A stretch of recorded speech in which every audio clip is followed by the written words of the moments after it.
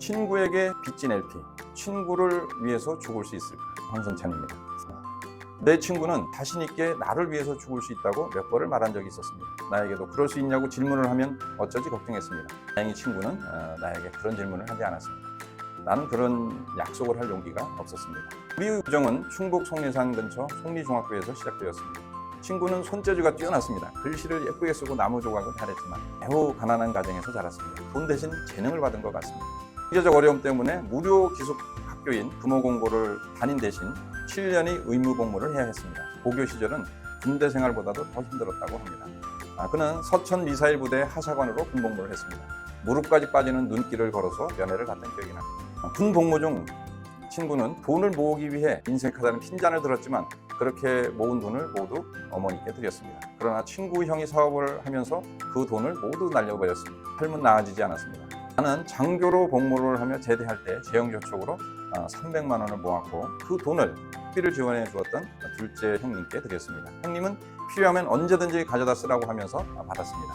친구가 돈을 빌려달라고 해서 어렵게 그 돈을 달라고 해서 친구를 줬습니다. 친구는 자신이 쓰려는 것이 아니라 형이 어머니에게 트럭을 사달라고 행패를 부려서 어머니께 드려야 한다고 했습니다. 제대 후 친구는 열심히 공부해서 담배 인상공사에 취직해서 수원에 자리를 잡았습니다.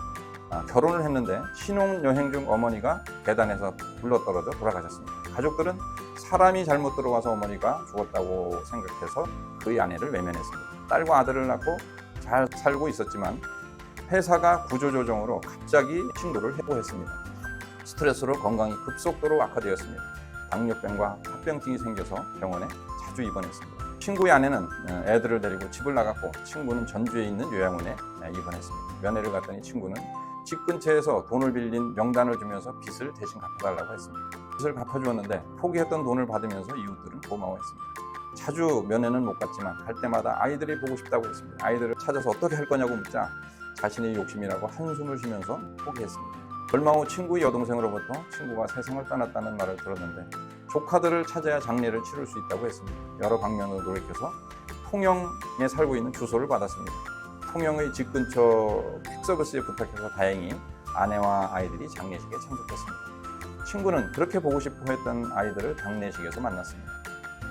고생을 경험하러 온 것처럼 평생 고생만 했습니다. 대출 형식으로 어렵게 유지했던 사망보험금 7천만 원은 자녀들이 보금자리를 마련하는 데 유용하게 쓰였습니다. 통영에서 서울 사투리를 쓴다고 괴롭힘을 당해서 수원으로 오고 싶어 했던 아이들의 소원을 아버지가 들어주고 떠났습니다. 친구에게 300만 원을 빌려주고 대신 부채를 갚아주고 가족을 찾아주고 7천만 원의 보험금을 지급했습니다.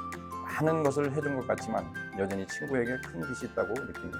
나를 위해 죽을 수도 있다는 친구의 마음에 미치지 못하는 나의 마음의 빚입니다. 벌써 15년이 흘렀고 친구의 아이들이 다 성장해 있을 텐데 어디서 어떻게 사는지 알지 못합니다.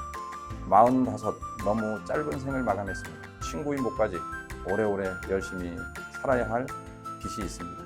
일시적인 감정일지는 몰라도 나를 위해 죽을 수도 있다는 친구가 쉽게 잊혀지면 안 되겠다는 생각에 들었습니다. 친구는 친해서가 아니라 오래 기억하기 때문에 친구입니다.